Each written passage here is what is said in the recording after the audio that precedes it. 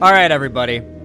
I imagine you guys have heard me complain a lot lately about how bad Google is now. Not just Google, but really the entire internet feels worse along with it. But Google has been, in many ways that I frankly, ironically enough, can't think of many, but except for a few right now. A good example being the engagement hacking thing that we covered recently, where there was this Code Yellow, Code Orange, was it? Or Code Yellow, which is basically a Code Black at Google. And they had like an emergency meeting at over a 2.5 or 3.5% dip in income from engagement with the search query box in Google, in Chrome.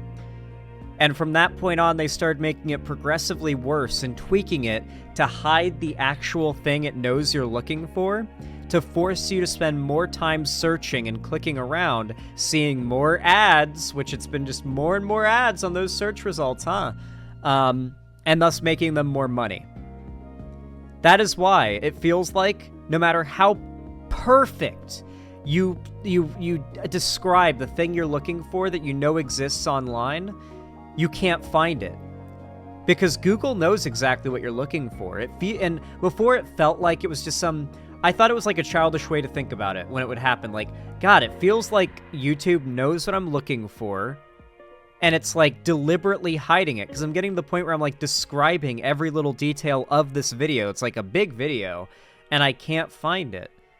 And now we know, because of that op-ed that had like the testimony of those Google engineers that have since left, that they in fact did start inshitifying the YouTube not the YouTube algorithm, the search query box and the search results a few years ago, back in like 2019, and it's been getting progressively worse.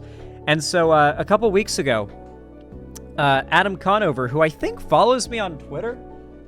Does he follow me on Twitter? I don't know if he's on Twitter anymore. He honestly seems like he might have left Twitter. Is he still on Twitter? I don't know. Let me check. I think he followed me. I feel like that was one of the bigger celeb follows that I ever got. People say he's cringe, and I definitely see where they're coming from. He definitely does have that sort of millennial riz, if that makes sense. Yeah, he's not on Twitter anymore, but I think at one point he followed me. And if he didn't and he never had Twitter, then I didn't make that up on purpose, and sorry. If he left Twitter, I don't blame him. Yeah, it seems likely. Anyway, he put out this video called How Google Ruined the Internet 2 weeks ago. I watched a bit of it, and oh my god, it's good. It's good, dude. It's actually really good. It's actually quite solid. It goes even deeper into stuff I didn't know about in regards to how Google has been making everything online worse. Let's watch.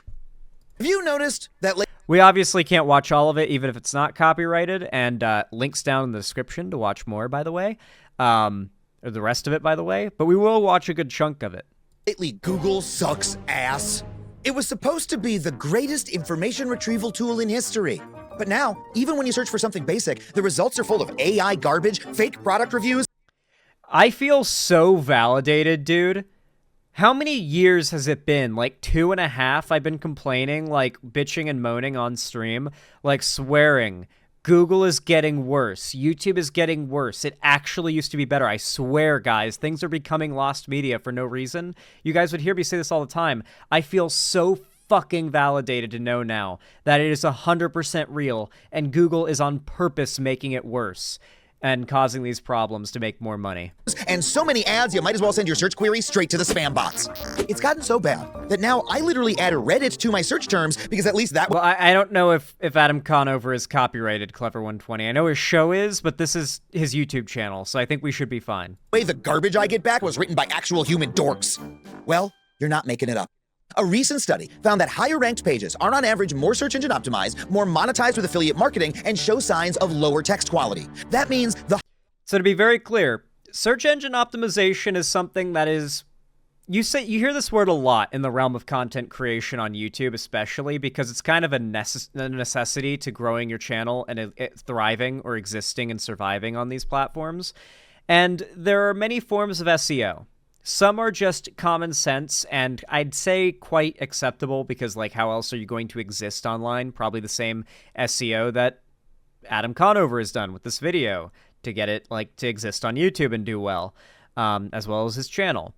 And that's like having relevant title, or a snappy title and thumbnail, and a relevant tags and links and stuff, and a description that uses certain keywords and what have you. Pretty easy to engage in SEO with a YouTube video and not have it be super dishonest and shitty. But how many times have you searched for something and you click on a link and the link is like word for word what you searched sometimes, and that takes you to a page that is nothing related to what you were looking for, and a whole lot of ads usually? It's gotten more and more common because there are now just ad farm websites now. Websites that are literally fake websites that just mimic whatever keyword you could possibly be searching with a shitload of SEO tags and keywords. They boost to the top of the results because they're so SEO, like they're chock full of SEO terms, like good SEO. And you click on it, and then immediately you're barraged with ads, and then whoever runs the website makes a bunch of money. And so it's just an easy ad revenue farm, just tricking people into clicking your bullshit link. That'll show whatever somebody's like looks for, if that list of keywords are, you know, on that site. Higher a page is ranked on Google, the worse it literally is. But you know what? That surprises me, Galaxy Bomb 42, because Lonerbox hates me. According to the study, it's not just Google, it's every search engine, which means the internet itself is actually getting worse right before our eyes. So what the hell happened? How did the internet turn from the modern Library of Alexandria into a free little library full of dog dookie? Well, the answer is that it's all Google's fault. In this video, I'm going to tell the story of how a scrappy little search engine that pledged not to be evil became a ruthless monopoly that not only ruined their own core product, but turned the entire internet into an endless river of shit. But first, I'd like to thank Delete Me for sponsoring this video. And second... He's right about that endless river of shit thing, by the way. It feels like the dead internet theory is truer than ever now, doesn't it? Why does Lonerbox hate you? I really couldn't tell you. As usual, people hate me, and it's just like, oh, red flag, I guess. You know, I don't know what their problem is with me. If I were to guess, and based on what I've heard him say, he probably just thinks I'm stupid. That's usually, like, a lot of people in Destiny's orbit, like, when they say negative things about me, usually it begins and ends at, I think he's dumb and stupid, you know? So probably that. I know one corner of the internet that isn't shit, our Patreon community. Head to patreon.com/Adam Conover, and you can support this show and I'm not join a gonna community skip of his, smart, curious people who love to talk about how screwed up the world is. Plus, you get every monologue and podcast episode I put out ad-free. Head to patreon.com/Adam Conover to join us. We'd love to have you. And as always, if you want to come see me do stand-up comedy on the road, head to adamconover.net for tickets and tour dates. You know, I'm old enough to remember the magical early years of the internet. You'd wait for your mom to hang up on Aunt Barbara, fire up your Compaq Presario's 2400 baud. I'm old enough to have experienced the end of that if you're poor. Because people talk about, like, the end of dial-up internet and, like, the old CRT monitors and stuff, and it's like, and VHS tapes, and it's like, nah, we were born in 1999, you never experienced these things, and it's like, I grew up poor. These things didn't evaporate out of existence in the, like, early 2000s. In fact, they became the most cheap and affordable option in that time. So it's what I grew up with because it was cheap and affordable until, obviously, I pretty early in life, things started to get better. Like Windows 7, around the time I was 7, became the standard. And my mom got her first laptop, and I started to see people with, like, proper smartphones because the like Blackberries and the iPhone 1 came out. Like, around the time I was 10 is when, like, shit started to get crazy. And we started to have a little bit more money, so we weren't as broke. But yeah, like, my original, like, computer I ever played on was my uncle's, like, CRT monitor, World of Warcraft 2005 classic setup. Modem, and boom, you'd be on the World Wide Web. An entire new digital universe full of people from all over the globe publishing fascinating things. Just one problem, there was no way to find any of it because search engines back then did not work at all. Alta Vista, Lycos, that fancy pants butler with the shitting smirk on his face. The results they'd give you were useless and random. You'd type Stone Cold Steve Austin and it'd give you the weather report for Texas. One time, I searched how to tie a tie on Lycos and the little dog took a dump on my desktop. I'm not kidding, that really happened to me. But then, in 1998, two engineers named Sergey Brin and Larry Page came up with an amazing new invention, a search engine that actually worked. It was called Backrub. And then when they realized that sounded a little bit too much like low-grade sexual harassment, they changed the name to Google. Google used the fundamental structure of the web itself. Why does every bit, like before Twitch, it was Justin TV. Why was it Justin TV? Before it was like everyone, was it just like one guy named Justin who would stream on it when it first started? Was it named after a guy named Justin who started it or something? I don't know why it was called, maybe it's just like News Just In. I don't know. The links between pages to figure out with eerie accuracy which pages were the most relevant. And I really cannot overemphasize what a big deal it was in 1998 to get real information this quickly. It was the second best form of Instagram. YouTube started out as a dating website? Wait, real? Is that true? God. Dude. All these websites started out as some, like, weird, degenerate shit. Gratification a teenage boy could get his hands on, and it helped you find the first a lot more quickly. Masturbation meme. Even better, Google pledged that they were a new kind of tech company, one that actually wanted to make the internet a better place. In fact, their company motto was literally, "Don't be evil." Oh, look, they even put it on the wall so employees... This was the most soy shit ever, and before I had a word to describe it, like when I was literally like 11, I saw this sign, and I wanted to say what I now have the words to say, and that is, that's fucking soy. Employees could walk up and stare at it. Well, someone should warn Mr. Shorts and Sandals at work there, because in the years since, it's gotten pretty evil. Over the past 2 decades, Google results have gone from this, simple, streamlined, as clean and clear as the acne face wash I was using back then, to an oily, disgusting... I mean, I wouldn't say that was the peak. Oh, God. Oh, my God. My vape. I don't want to get the vape smoke in my PC. I feel like that can't be good for it. Actually, I know it's not good for it. And Sandals at work there, because in the years since, it's gotten pretty evil. Over the past 2 decades, Google results have gone from this, simple, streamlined, as clean and clear as the acne... Like, this was solid, and I do remember when the internet looked like this, and it was nice. But I feel like 2011 to 2012 was the peak.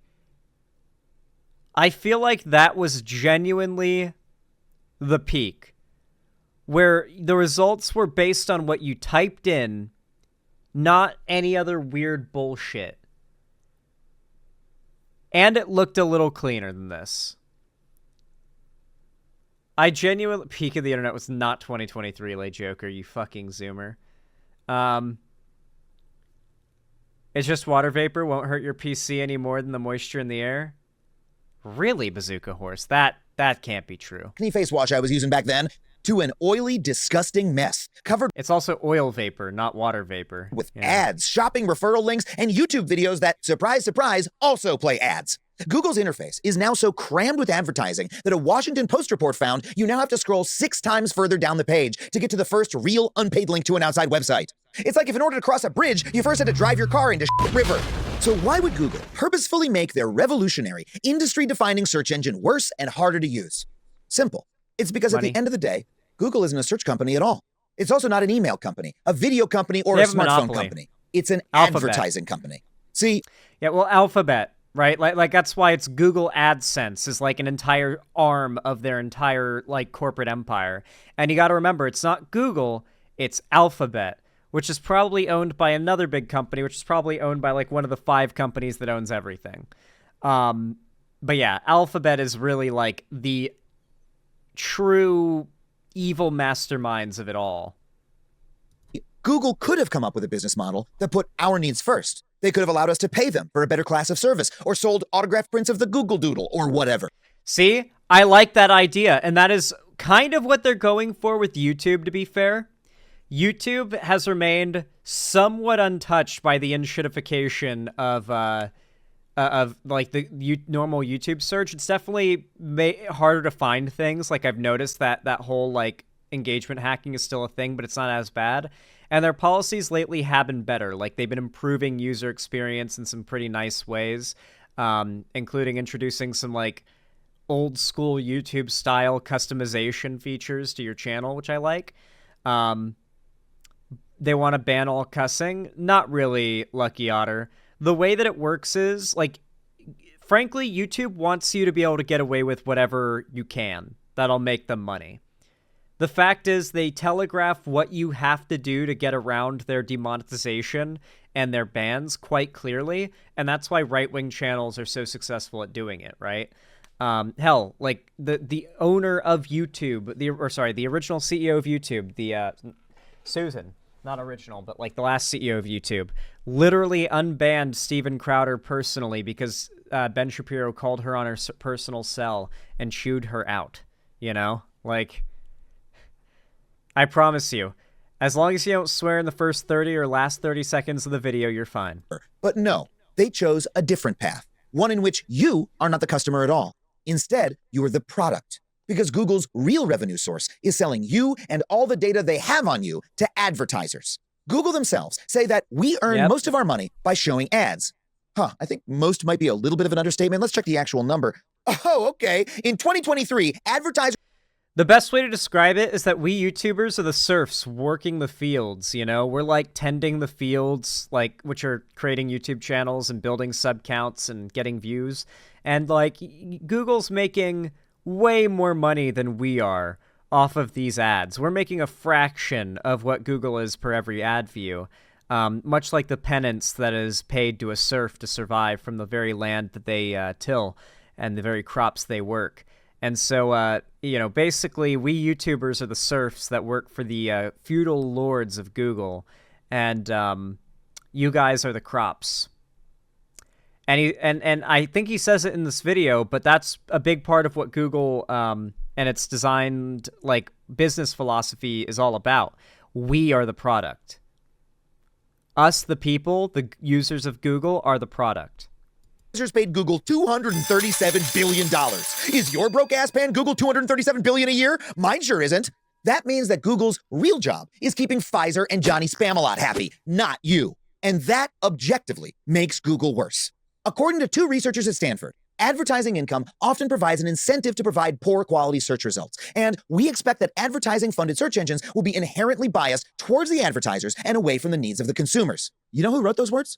It was Sergey Brin and Larry Page, the founders of Google. They wrote those words in 1998 in the famous paper that introduced Google. These motherfuckers knew the entire time that selling ads was the original sin of search engines and would ruin their product. But you know what they did? They backed up the money truck anyway, beep, beep, and buried their principles in a giant pile of cash. In the year...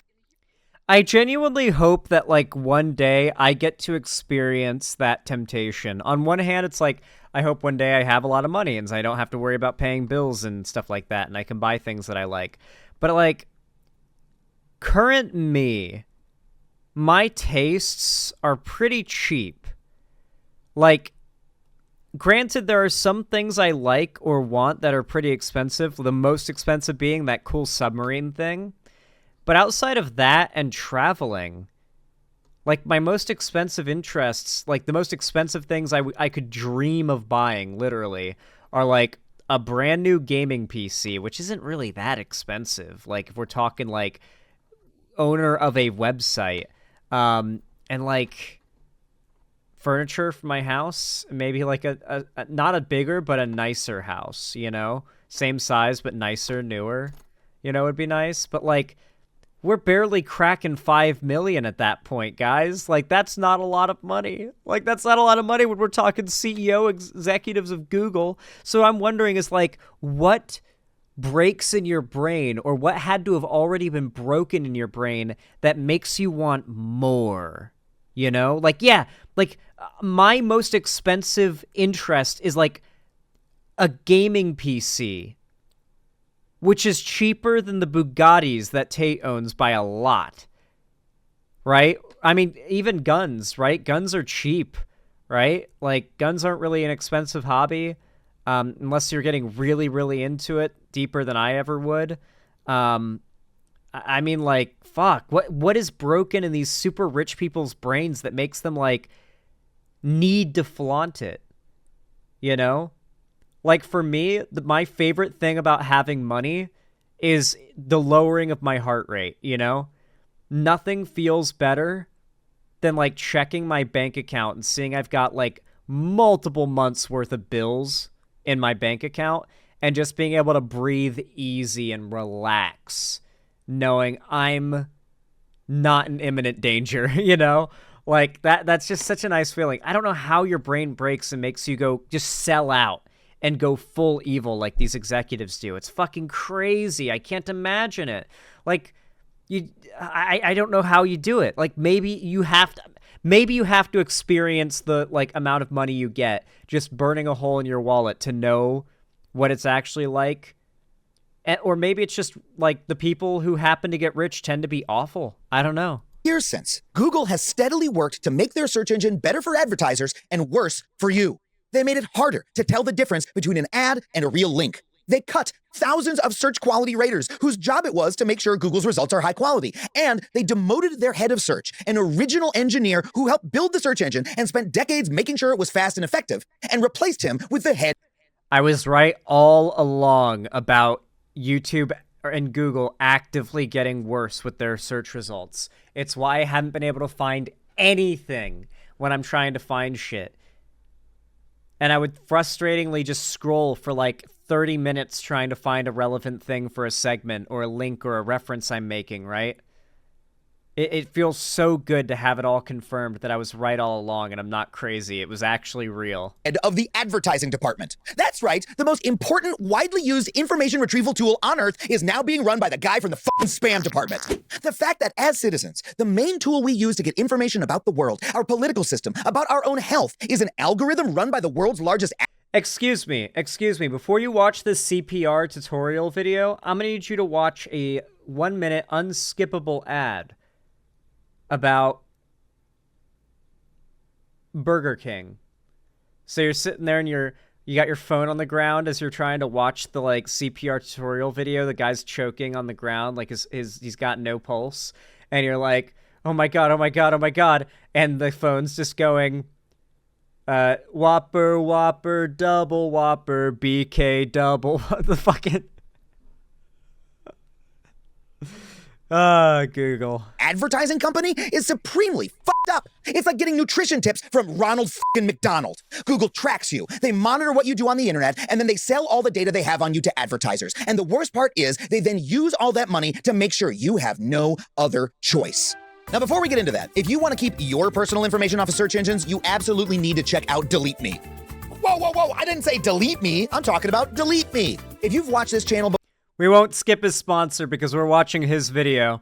You know, we're in his house. We must take off our shoes. Before, you know how important information privacy is. Big tech companies aren't the only ones hoovering up your data. There are bad actors out there called data brokers who make a living buying and selling your information. Delete Me's teams of experts scour the web to find and remove your personal information for you to keep your info out of the clutches of data brokers and keep you safe. And you know what? Because I also want to keep my family safe from data brokers, I am thrilled that Delete Me now offers family account management. You can seamlessly add your family members and loved ones to your account, creating a unified hub for family privacy protection, complete with unique data sheets per family member. That means you can keep your family members safe no matter what their age is, whether you're looking to protect your parents or your children, or maybe parents who behave like children when they get calls from a scammer. And best of all, no, dude, that "don't be evil" quote on the Google wall is, like, absolutely the most soy shit I've ever seen. It's fucking crazy. Now you can get 20% off your Delete Me plan when you go to joindeleteme.com/Adam and use the promo code Adam at checkout. That's joindeleteme.com/Adam and use promo code Adam. Okay, take me back now.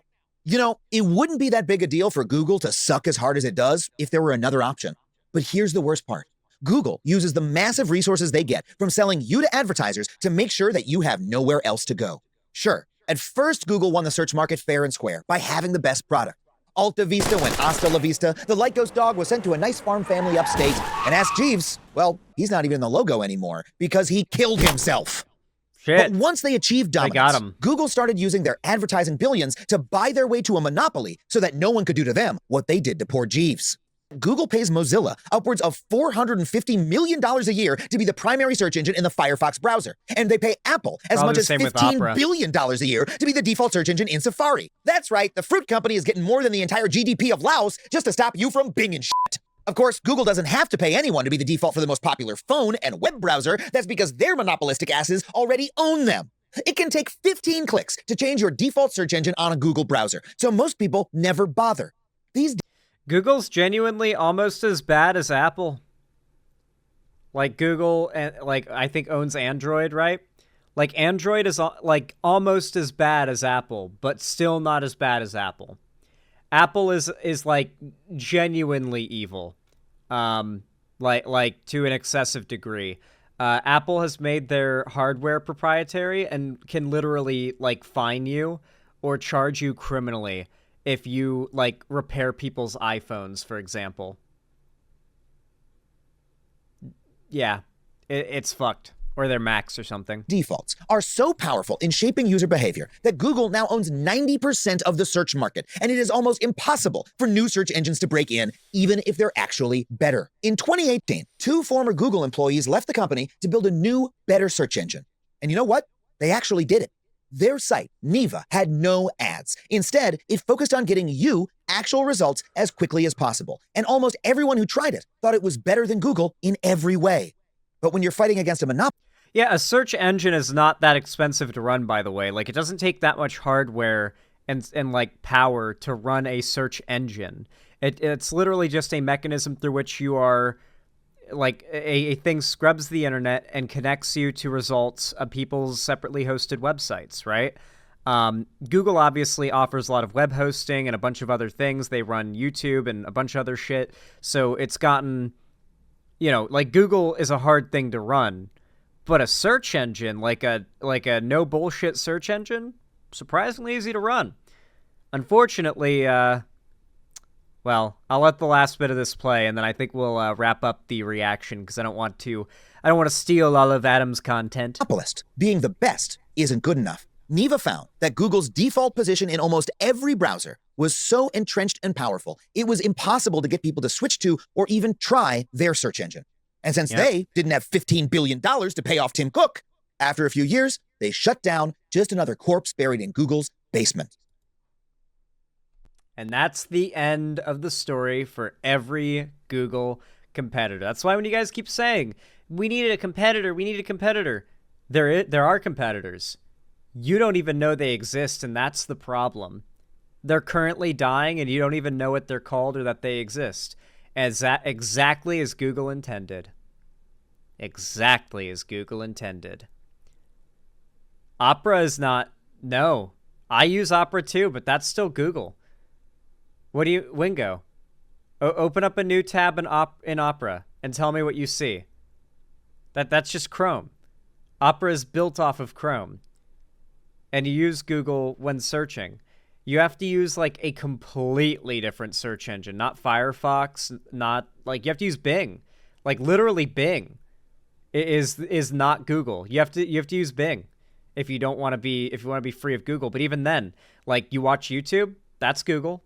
You have a YouTube account, that's Google. You have a Gmail, that's Google. Frankly, your Gmail is your life at a certain point. Bing bad, though? Yeah, it is. DuckDuckGo. Heard of it. Apparently it's good. People seem to use it. Kind of sketchy though, it seems. All right, that makes sense. What about the Onion browser? What about that? Whatever it's called. Tor browser? The Onion browser? I don't know exactly what it's called, but the one that like has a little onion logo. Use it for like the dark web crawling like Mutahar does. It's really slow.